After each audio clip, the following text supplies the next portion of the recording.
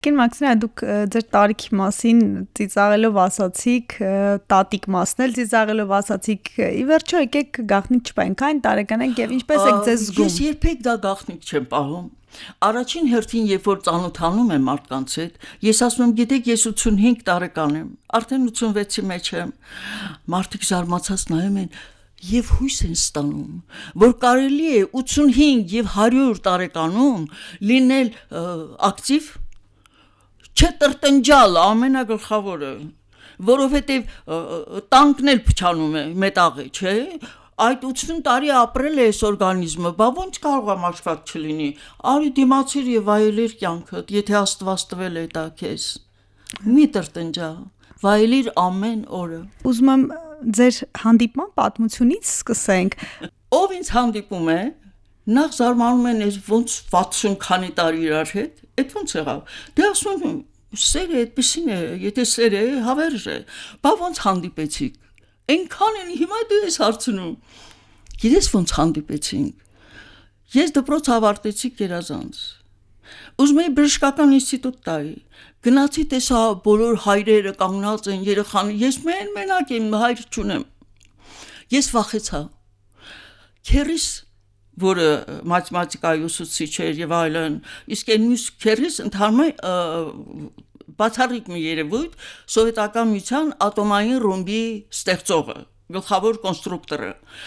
Երկու եղբայր խորհրդակցում են եւ որոշում են, որ քանի որ տնտեսագիտական ինստիտուտը նոր միայն բացվել է,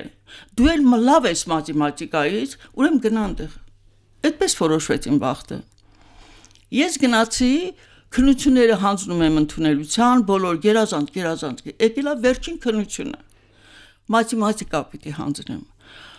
Ինչ ժամը 8-ից մինչև գիշերվա 12-ը քննում են։ Զանգ տվեցին, կանչեցին մաթեմատիկայի ֆակուլտետի դեկանին Շահբազյան։ Եկավ, նա էլ սկսեց քննել։ Հետո աղջիկ ջան ասում, ես հենց հիմա քո գործերը հանում եմ, տնտեսագիտականից դնում եմ ֆիզմատ, ասում եմ, չէ, մի քանի էլի իմ քերիները ասել են, ես պիտի գնամ տնտեսագիտական։ Ծիծաղեցին, քրքջացին, 5-ը տվեցին։ Հիմա գիշերվա 12-ն է։ Մտածում եմ, բա մայրս։ Ուրեմն վազելով գնում եմ, Սև շենքը հիշում եք համալսարանի։ Վազելով գնում եմ, այդ թուղթը թափահարելով, վրան էլ պերաշկի հետքեր, որտեղ ամբողջ օր ընդեղ եմ եղել։ Գալիս եմ, եթե դուք հիշում եք Սև շենքը, այսպես երկրորդ հարկից կտրուկ աշճաններ իջնում էին, ցած ու դուրս էին գալիս փողոց։ Ու ես այդ աշճանի ծայրից կանգնում, տեսնում եմ մամաս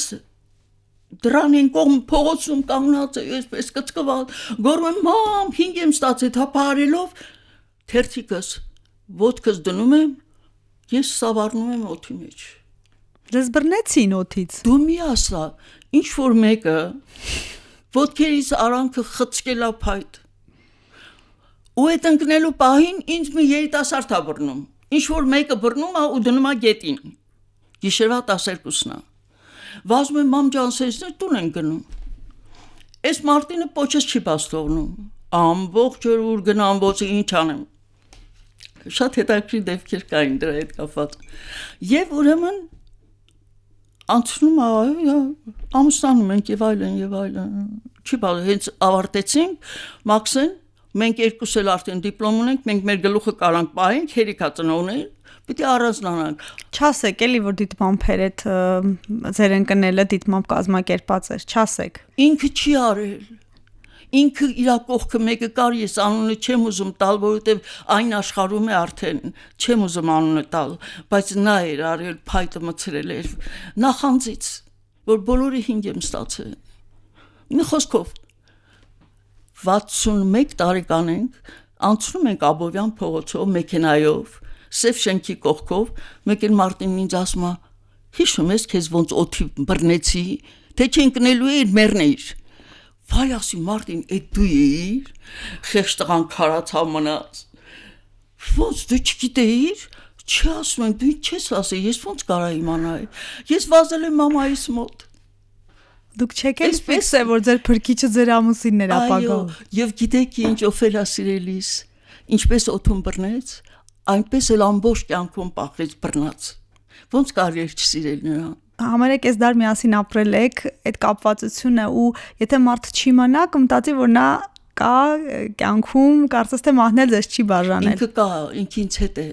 Այ հիմա ինքինց հետ է։ Որևէ կերպ չեք անջատում, չեք անջրպետում ձեր երջանկայիշատակ ամուսնուց, շատ հետաքրքիր է այս հանգամանքը։ 4 տարեկանից Մարտինը քանդակել է։ Եվ ինչ է քանդակել։ 4 տարեկան էր, 39 թվի ծված է, ուրեմն դա 43 թվի պատերազմ է, չէ՞։ Ոչ մի խաղալիք, ոչինչ չկա, երեխաները Գյումրիում եւ Երևանում նույնպես, ոչ մի խաղալիք, երեխաները մանկապարտեզ են գնում, մատի վրա այսպես շոր են փաթաթում, վրան նկարով իբրև խաղ են անում։ Մարտինը քանդակում է կենթանիներ, տիկնիկներ, իր բրուտ պապի բրուտագործական թրծում է եւ բաժանում են բոլոր մանկապարտեզներում եւ այդ երեխաներ եւ գիտեք ով պատմեց դա Մարտինի ինքան փակ բերան էր իր մասին չէր պատմում դա պատմեց իր անկերը որ 4 տարեկան իր հետ մանկապարտեզում եղել է եւ խաղացել է այդ խաղալիքները եւ երբ է պատմել երբ Մարտինը մեր Պաշտպանության նախարարությանը նվիրեց մի հրաշալի արծիվ, որը կոչվում է հաղթանակի արծիվ։ Ուր է նկարը։ Որտեղ է տեղադրված։